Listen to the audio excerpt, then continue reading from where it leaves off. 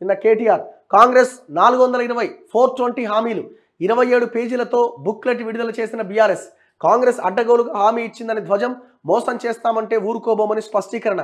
జర ఆగరాదురా, మీరు ఇంతకాలం మిమ్మల్ని మోసం చేశారు కాబట్టి ఆడ కూర్చున్నారు. వీళ్ళు మీరు అన్నట్టు మోసం చేస్తే వాళ్ళు కూడా ఆడే కూర్చుంటారు. డౌట్ ఏముంది అందులో? కానీ నీకు ఆగుతలేదు, నీకు అసలే ఆగుతలేదు. ఇంకా ముఖ్యమంత్రి కొడుకుని షాడో సీఎం అన్నట్టుగా ఫీల్ అవుతా ఉన్నావు. అయినా మీకు ఎక్కడ అర్హత? వేరే పార్టీలు ఏమన్నా ఇలాగ బుక్లెట్ రిలీజ్ చేస్తే దాన్ని ఏమన్నా నమ్మొచ్చు, లేకపోతే జెన్యున్గా ఫైట్ చేస్తున్నారు అనొచ్చు. అది నీకు అర్హత ఎక్కడిది? నువ్వు మేనిఫెస్టోలో పెట్టిన ఏ హామీ నెరవేర్చినావు? 2014 మేనిఫెస్టో దిద్దాం, మనం 18 కూడా కాదు 14 దిద్దాం. ఓటమి గట 170 కారణాలు ఉన్నాయట. ఆత్మ పరిశీలన చేసుకొని ముందుకెళ్తాం. ఫస్ట్ కారణం మీరు, మీ కుటుంబము, మీ అహంకారం.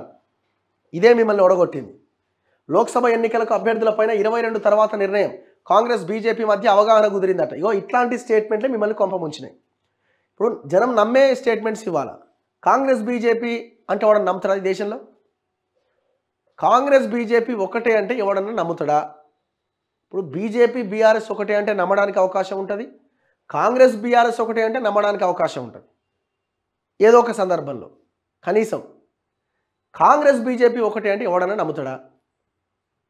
ఇట్లాంటి స్టేట్మెంట్లు ఇవ్వడం వల్ల ప్రజల్లో మీరు ఏం నమ్మకం కలిగిస్తారు? ఉపయోగం లేదు. మీరు మొన్న ఎలక్షన్లో చెప్పింది కూడా గిట్లనే. ప్రజల దృష్టి మళ్లించేందుకే మాపై విమర్శలు. కేసీఆర్ సీఎం కాకపోవడాన్ని జనం జీర్ణించుకుంటలేరట. రోడ్ల మీదకి వచ్చిరా?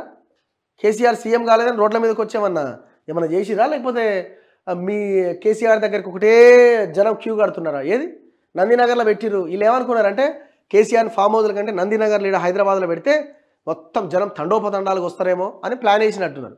ఏది మరి? మేము అనుకున్న ఓడి పెద్ద మీడియా పాయింట్ ఉంటుంది, కథ వ్యవహారం, కేసీఆర్ దగ్గరికి వచ్చి చూసిపోతారేమో అనుకున్నాం. ఊరి ఒక్కటన్నా చివరికి జగన్మోహన్ రెడ్డి వస్తున్నాడు. ఇవాళ వీళ్ళు కలవాల్సిందే మిమ్మల్ని.